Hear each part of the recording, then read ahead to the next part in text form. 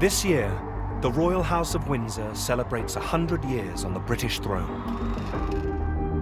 They are now the most famous royal family in the world and have prospered while other great dynasties have fallen. They've seen their relatives overthrown, murdered and exiled, overcome family feuds, fire and betrayal. And they have always followed one crucial rule: survive, whatever it takes, whatever the cost. The Windsors learned the dark art of survival in the days of war a century ago. They've never forgotten it. Now, Channel 4 can uncover their secrets with the help of family insiders, royal experts, and some of the most closely guarded papers in the world. We've combed through letters, diaries, government memos, confidential royal reports, and for the first time, cameras have been allowed into the Queen's personal family archives at Windsor. What we've found rips aside the mask of royal pomp to reveal the human frailties and the secrets of the family that built Britain's most powerful dynasty.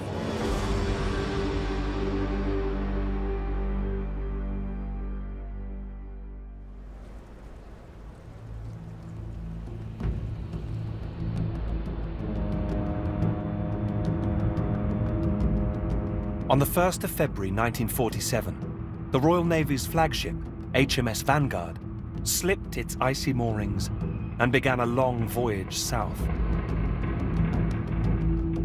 On board were King George VI, his wife, Queen Elizabeth, and his two daughters, Elizabeth and Margaret. They were heading for South Africa on the first royal tour after the war, leaving a country in crisis. We were facing an economic Dunkirk. We were practically bankrupt as a nation, and we needed to be bailed out by the Americans. But it wasn't just the British economy that was in crisis. Now, personal letters and unseen colour archive reveal the royal family was also in turmoil. George VI was embarked on a vital mission to shore up Britain's diminishing role on the world stage. Princess Elizabeth was forced to face her own personal conflict between love and duty to ensure the Windsors would be reborn for the modern age.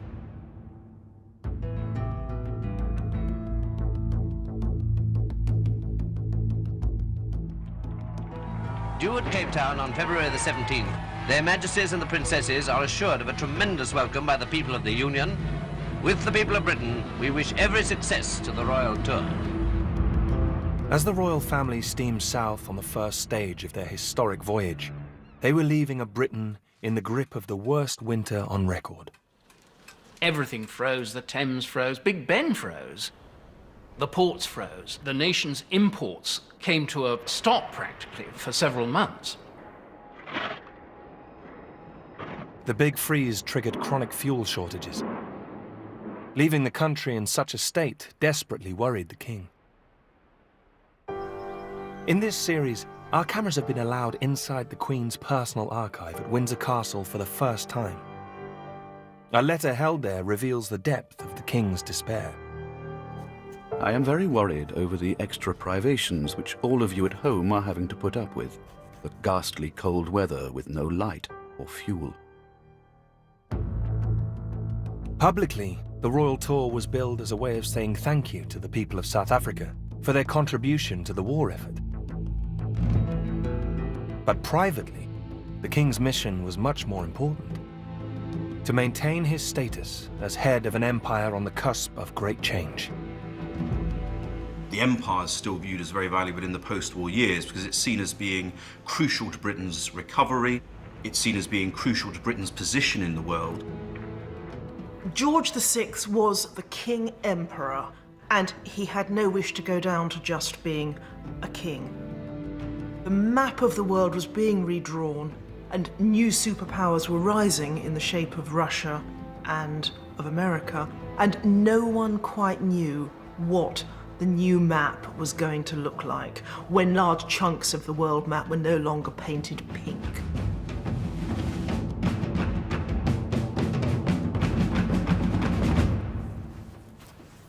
The steady decline of the British Empire worried the king greatly. In 1944, walking in a plantation of trees in Windsor Great Park, where each tree represented a different dominion, he lamented. This is Singapore. There is Malaya. Burma, too, over there. The time may soon come when we shall have to cut out the Indian tree, and I wonder how many more.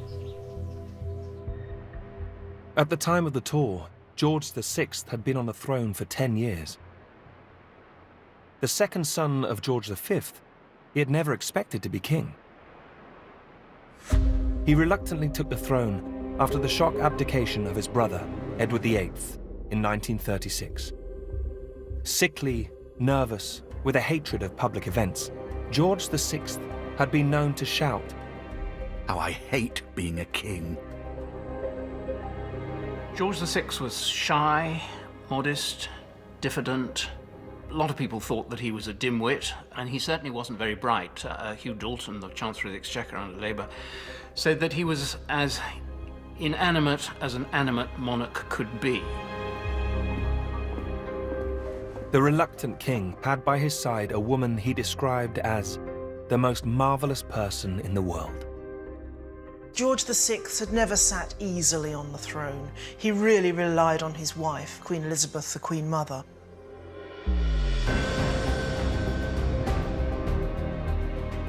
Married to George for nearly 30 years, a friend once described Queen Elizabeth as a marshmallow made on a welding machine. I think it's rather an apt description, because the outer lots of layers was very, very soft and spongy, like a bit of, what's that awful pink things you get on fairgrounds? Underneath was quite a steely heart.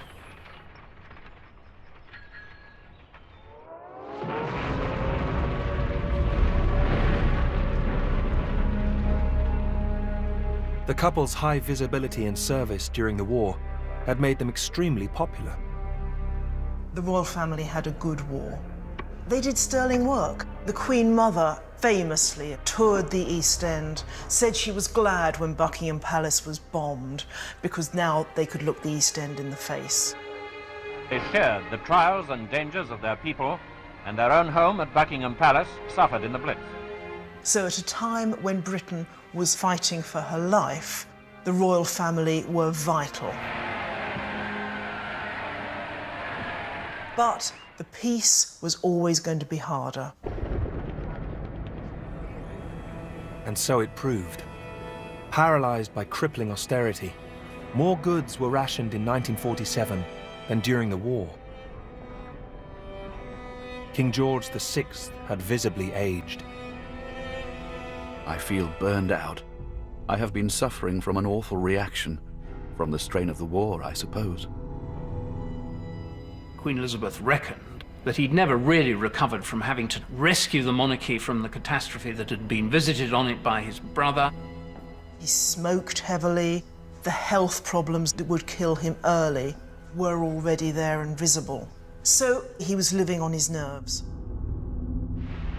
The voyage to South Africa would take nearly 3 weeks.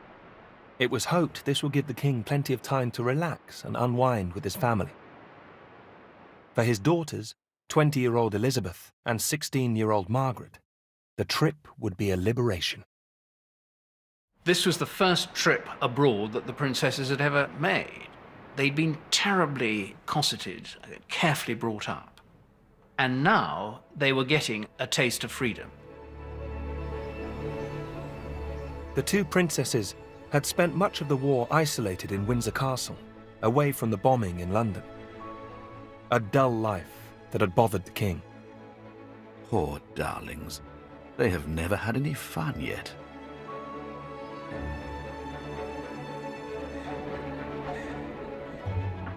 And fine weather continuing to grace the voyage, everyone made the most of it. The princesses, for example, are here seen enjoying deck games in company with a number of midshipmen. And when I say enjoying, I mean just that. Well, you can see for yourselves.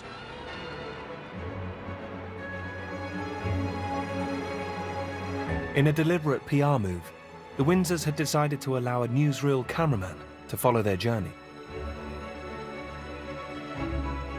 The images were designed to convey a close-knit royal family. This is all about family values. Being seen with your family is in many ways just the best thing to be doing. You see the princesses playing around with the young officers in a way we almost never actually see. Elizabeth, she's almost playing like a child. The princesses were the only young women among a crew of nearly 1,700 men. In a letter to her nanny, Elizabeth revealed her excitement. There are one or two real smashers, and I bet you'd have a wonderful time if you were here.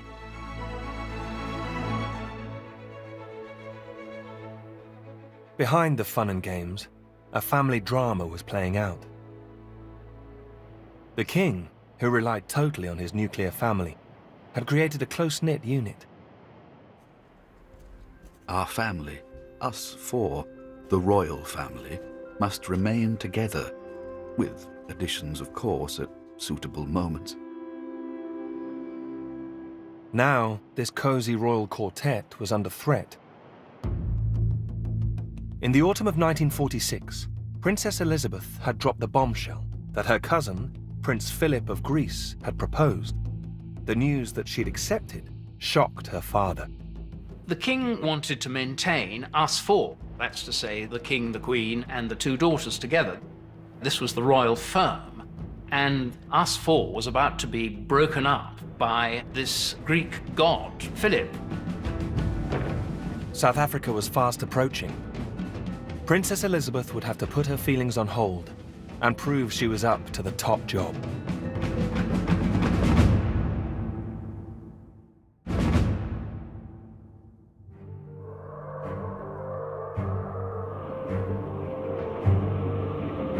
During the brutal winter of 1947, King George VI had embarked on what would be his last imperial tour. He was heading for South Africa on a mission to save Britain's crumbling empire and reinforce the Windsor's place in the world. The tour would launch his heir presumptive, the young Princess Elizabeth, onto the world stage. The party had nearly 3 weeks at sea. The king took full advantage of this time to instruct his eldest daughter. She learnt so much from her father. On that long voyage to South Africa, there was an awful lot of sitting beside her father, being instructed in the art of kingship or queenship. As part of the campaign to launch the princess, the tour was to be covered in great detail. Along with a newsreel cameraman, the palace had recruited the BBC to undertake one of the most complex overseas radio broadcasts in its history. The first royal journey overseas since 1939. No more fitting destination could have been chosen.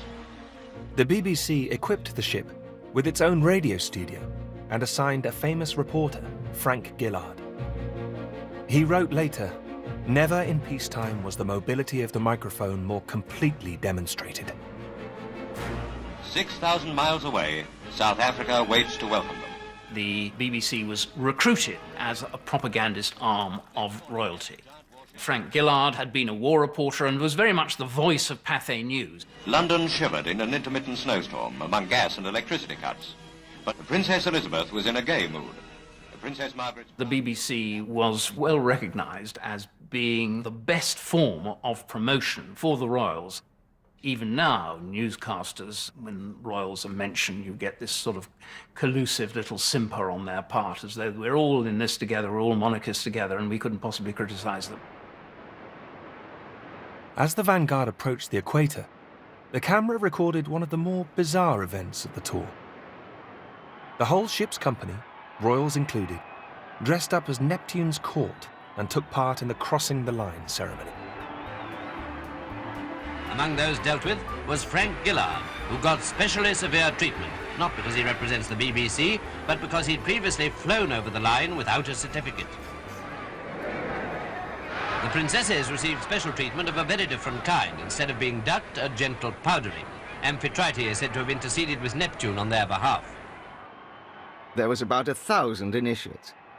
I don't know whether they got through them all or not, as we withdrew after about an hour, when it seems to have degenerated into everybody ducking everybody else. The king's most senior advisor, his private secretary, Tommy Lascelles, recorded the hijinks in his diary of the tour. Following his death in 1981, Lascelles' private diaries and letters were donated to the Churchill Archives, Cambridge. Author Duff Hart Davis is one of the select few who's been allowed to study them. Never before seen on television, we have been given special permission to see a selection. He wrote in ink, always in ink, all those thousands of words, never a word crossed out, incredibly fluent. Lascelles' letters and diaries help us unlock the character of the king. Tommy was a much more intelligent man than the king, much better educated.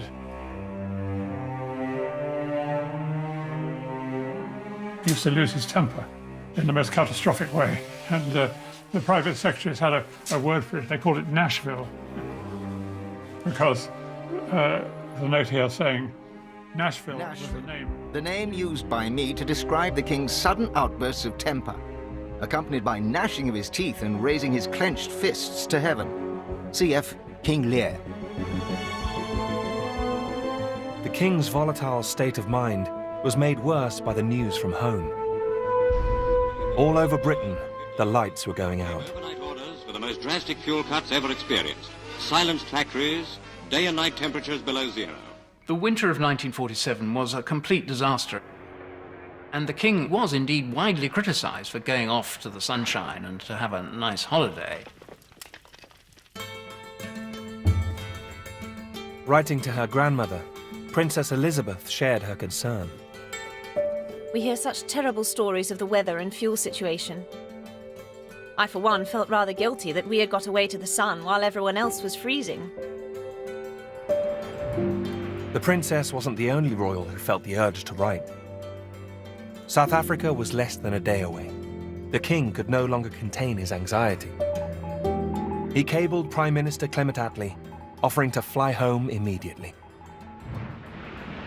The following statement was issued from 10 Downing Street last night. The King has sent a telegram from HMS Vanguard, thanking the Prime Minister for keeping His Majesty in touch with developments in the fuel crisis, and Clement Attlee's grandson, Richard, believes his decisive grandfather would have made a swift calculation. What my grandfather would have thought is the King coming back going to help? No. If the King did come back, that would just alarm people more. Attlee wrote back to the king, telling him firmly to stick to his mission. I hope that the king will not add to his burden by anxiety about his absence from this country at this time. It is realized that the king's duties must carry him on occasions to his dominions, and that he is kept in touch with affairs of state when he is abroad. Attlee released a statement to the press. This unprecedented move underlined the crucial importance of the king's mission. The imperial crisis was more important than the domestic crisis because that cut at the roots of Great Britain. We were very shortly destined to become Little England rather than Great Britain.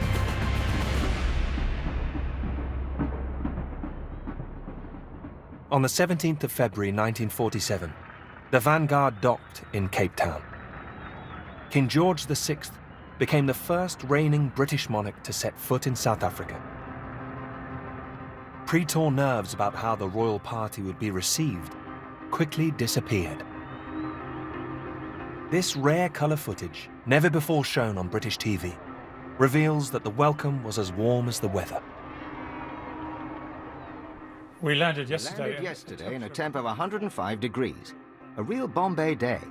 Everything was most successful, with unexpectedly large crowds and vociferous cheering throughout the day. The royal family were absolutely welcomed, and it was a terrific occasion altogether. There was a civic reception on the Grand Parade in front of the City Hall. Again, the streets were filled, and thousands were there to see their Majesties and the Princesses arrive at the Royal Pavilion.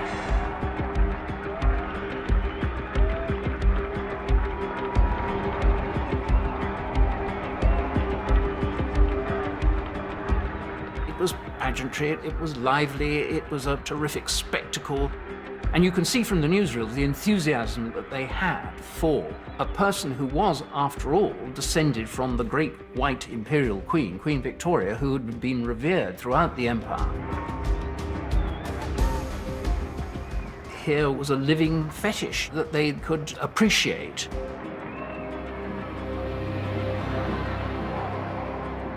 It wasn't just the pro-British white South Africans who welcomed the king. Many black South Africans saw the British monarchy as a force for change. There had been a very strong tradition of loyalism to the crown going back to the 19th century. As far as black people were concerned, it was Britain, it was the British crown that was responsible for the ending of slavery, for freeing slaves. Essentially, large numbers of black people viewed the crown as a force of enlightenment, as a force that gave black people a place. But Britain's ailing king-emperor was now charged with flying the flag for a mother country that was peddling an illusion. It was this need to project Britain's image as being still a powerful player, and the image of the British battleship, the Norman Hartnell designed dresses, the extraordinarily lavish tour, boasted a material power and strength that was not actually there any longer. Every day for 10 weeks, Princess Elizabeth waited eagerly for letters from her boyfriend, while the king struggled with his impossible schedule. It's like an enormous shopping list, and it's down to the royal family to try and deliver.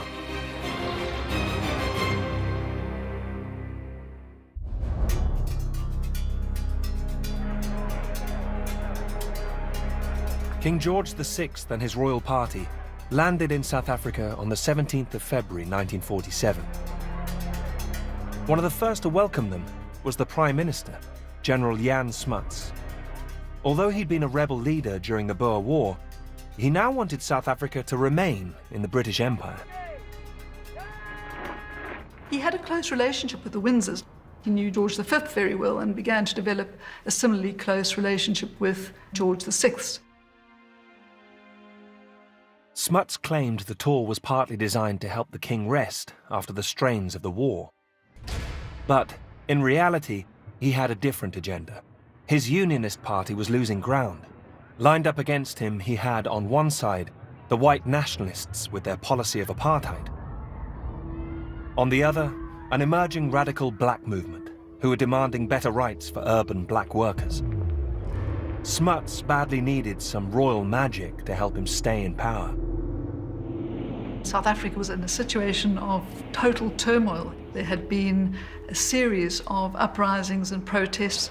The urban townships were in ferment. So there was a sense in which South Africa was at a very, very tense moment. He wanted to maintain and foster the links with England.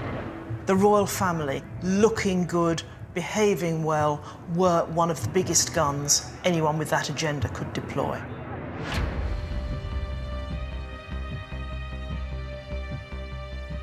Smuts had organised a punishing itinerary. The royal party would travel on this gleaming white train, crisscrossing South Africa, Rhodesia and Basutoland. On a journey of over 10,000 miles, they stopped at every opportunity for a royal meet and greet.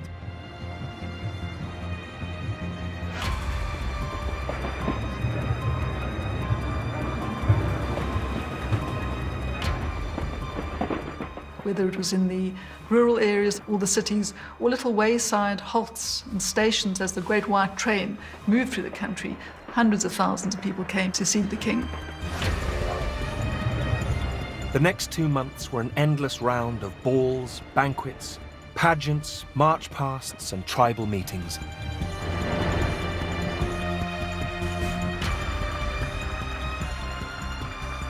It's like an enormous shopping list. You got traditional imperial concerns of a royal family visiting territories overseas.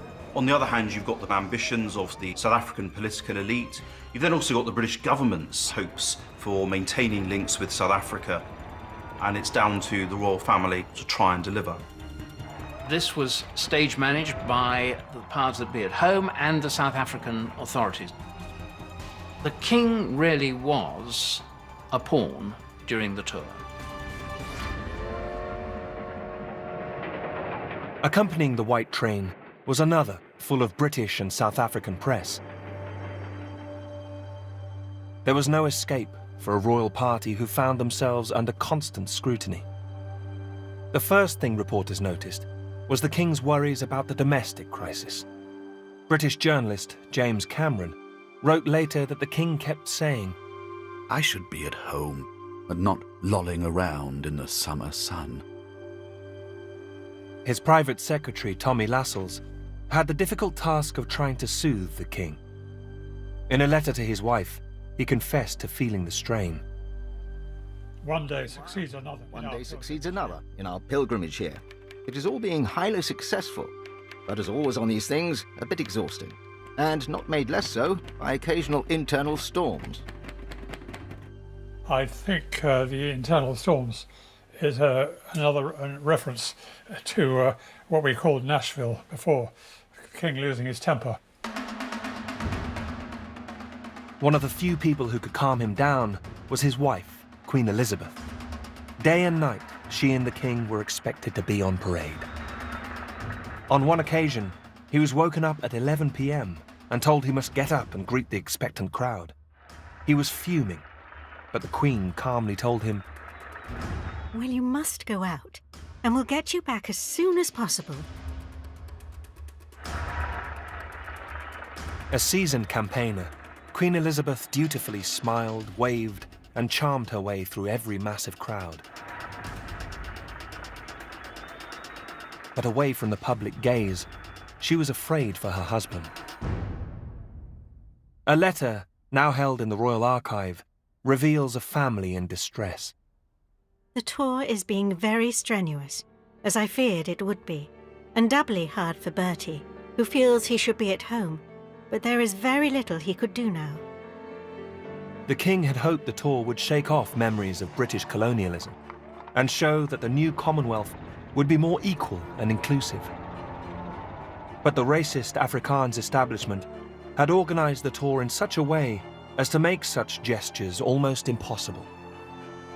There were civic balls and garden parties and municipal celebrations for the whites. It was certainly a glittering occasion. A segregated ceremony, perhaps in a township or usually on a piece of land way outside for the African residents. Even on the street, there were real attempts to make sure that colours and whites would not share the same literal space. As he processed along in his car, on the right-hand side there were white children, on the left-hand side there were black children, so that the division was palpable and embarrassing. The segregation that we see during the royal tour is a mirror image of the kind of segregation that we see in South Africa. There are physical barriers, railway lines, highways. Black people, they have no right to permanent residency. And black people are workers, white people are supervisors. Everywhere the royal party went, they were under the watchful gaze of the Afrikaner police. There's much more choreography and control than the royal family would have been used to. These aren't situations in which you can go and wander in the East End and be with your people. And this obviously wears upon the royal family. A South African journalist reported that when the King did manage to lose his escort, he remarked to his wife, "Well, Mother, we've shaken off the Gestapo at last." Matters came to a head when the King tried to reward black soldiers for their part in the war. When George VI tried to pin the medals on himself, he was firmly told no. His flesh was not allowed to be sullied by black flesh. He got the medal out of the box, handed it to an official who pinned it on the chest of the person being awarded it. As far as white South Africa was concerned, black South Africans had always been painted as unhygienic, carriers of disease, carriers of plague.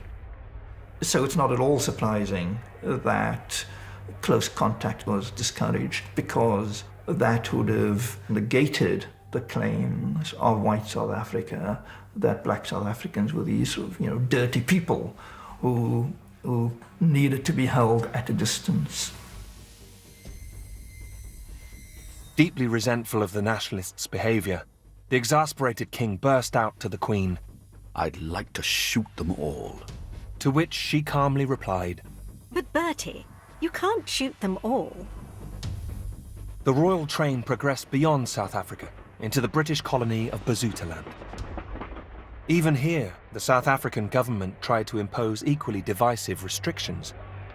But this time, a furious king hit back. In a letter, the wife of the British High Commissioner observed, The king said, righto, he'd shake hands with everyone. And when it came to the investiture, he would jolly well pin on the medals himself. The vast, enthusiastic crowds suggested the tour was a huge success. But behind the scenes, the personal tensions seemed to have taken their toll on the king's health. Pale and gaunt, he lost 17 pounds. Near a beach just outside Port Elizabeth, he ordered the train to stop. As he got out, journalist James Cameron recorded, A solitary figure in a blue bathrobe carrying a towel. All alone on a great empty beach. The King of England stepped into the Indian Ocean and jumped up and down. The loneliest man at that moment in the world.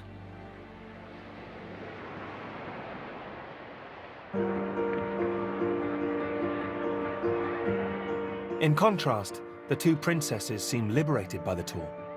In a frank letter to his wife, the king's private secretary, Tommy Lascelles, recorded, From the inside, the most satisfactory feature of the whole business is the remarkable development of Princess E.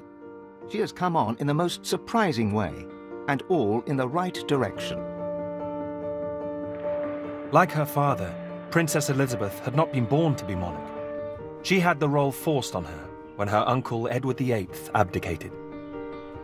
She was wholesome and level-headed and rather sensible, not over-brainy, and capable of fun, but with this sort of shadow of responsibility. South Africa was a chance for fun, adventure, and new experiences. Far removed from grey, war-ravaged Britain, the princess was once overheard saying, Mummy and Pop were just about done in, but Margaret and I are enjoying every minute of it. They'd never really been out of Britain. They'd never seen somewhere sunny. They're travelling, they're travelling. This must have been absolutely extraordinary, seeing the size, the colour, the heat, and the South Africans loaned them horses. So they went for these lovely rides along the beach. She has got a perfectly natural power of enjoying herself without any trace of shyness. Not a great sense of humour, but a good, healthy sense of fun. She actually developed the habit, if her parents looked like being late, of chivying them along, or if the Queen Mother was talking too long to anybody, Princess Elizabeth would give her a little jab with the point of her sunshade and say, get a move on. For a child of her years, she has got an astonishing solicitude for other people's comfort. Such unselfishness is not a normal characteristic of that family. By early April, with the tour coming to an end, all eyes were now fixed on Princess Elizabeth. As her 21st birthday loomed, she was due to make a speech that would launch her onto the world stage. The biggest test of her young life so far. I declare before you all, that my whole life, whether it be long or short, shall be devoted to your service.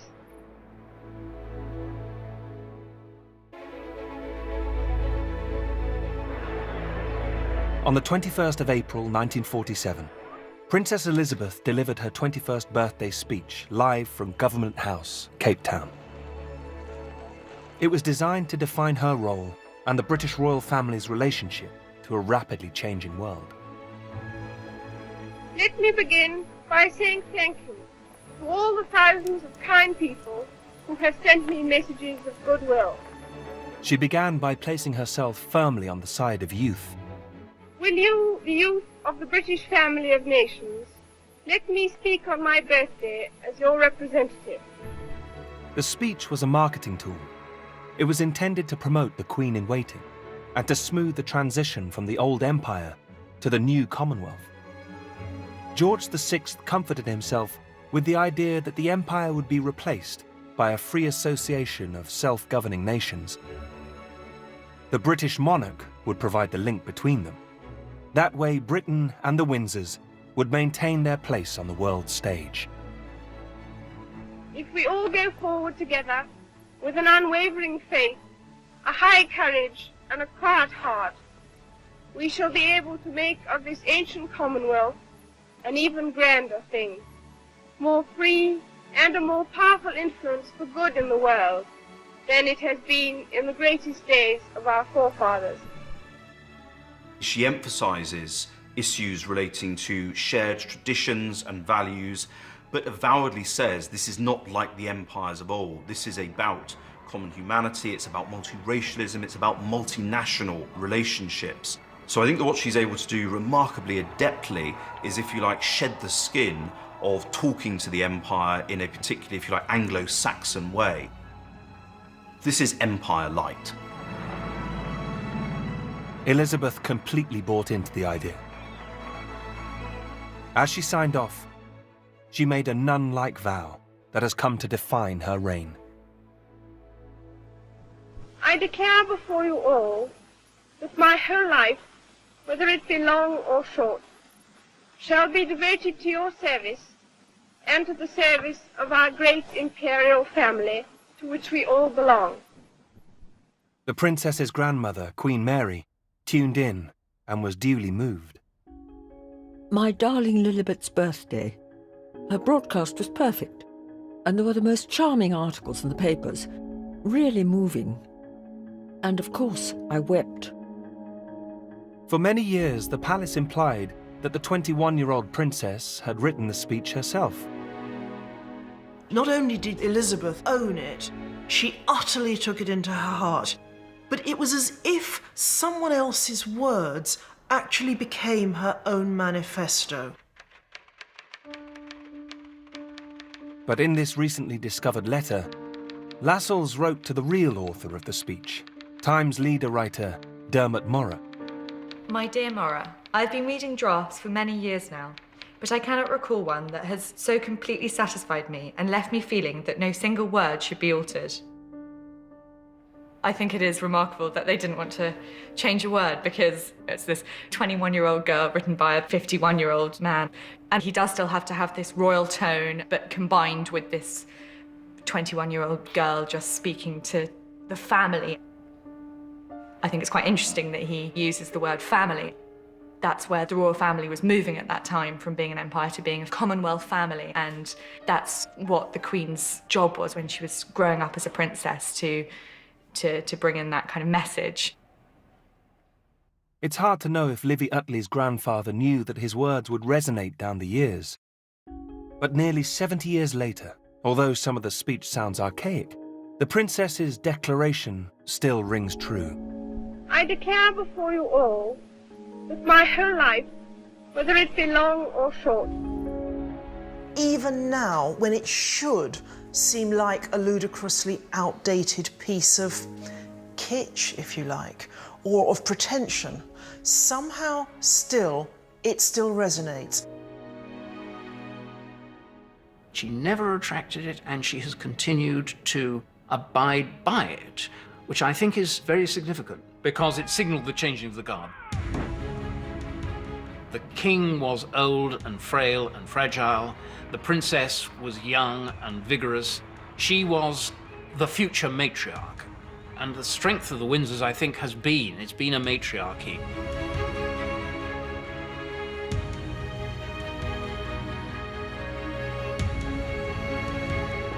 The fireworks that lit up Cape Town harbour signalled not only the end of the princess's birthday, but also the end of the tour. 3 months, over 10,000 miles, and hundreds of thousands of well-wishers and spectators. On the surface, it looked like a huge success. Even the previously sceptical king believed things had gone well. In a letter to Jan Smuts, he wrote, "Now that our visit is over, I don't mind confessing to you alone that I was rather fearful about it. I firmly believe our visit has altered the conception of monarchy. 3 weeks later, the Windsor's triumphant return to Portsmouth was in stark contrast to their muted departure. Vast crowds had collected to see the homecoming. From every point where they could get a view, people had been waiting to wave and cheer. A few months later, the crowds had more to cheer about. The marriage of Philip and Elizabeth was announced. It was, in Churchill's words, a flash of colour on the hard road we have to travel. The crowds waited with tense excitement for the appearance of His Majesty the King and for the bride. Just days after the wedding, the King wrote to his daughter, apologising for taking her away from Philip and making her wait to announce their engagement. I am so glad you think the long wait before your engagement for the best. I was rather afraid that you had thought I was being hard-hearted about it. I was so anxious for you to come to South Africa, as you knew. Even the dress, it was embroidered with symbols taken from Botticelli's Primavera. Flowers, heads of wheat, to symbolise fruitfulness and new growth. So in a sense, the wedding itself was a great turning point, because it really was meant to show the rebirth that was hopefully coming. By 1948, the rebirth was already faltering, as one of the tour's main objectives failed. Smuts lost the election. The nationalists swept to power and set South Africa on the path to racial and political isolation. The tour had waved the flag, it had gone down very well, and it had changed Princess Elizabeth. She had grown up on that tour. But of course, as far as South Africa was concerned, no. Apartheid came in, South Africa left the Commonwealth. It wasn't just the empire that was failing. 4 years later, the King succumbed to lung cancer. London bids farewell to a king. Nobody expected him to die as suddenly as he did, and in fact he died in his sleep after a day in which he spent happily shooting hares. With her father dead, it fell to the new young Queen to make good on her solemn promise. My whole life, whether it be long or short, shall be devoted to your service and to the service of our great imperial family, to which we all belong. On the 2nd of June, 1953, the world watched as Britain entered a new age.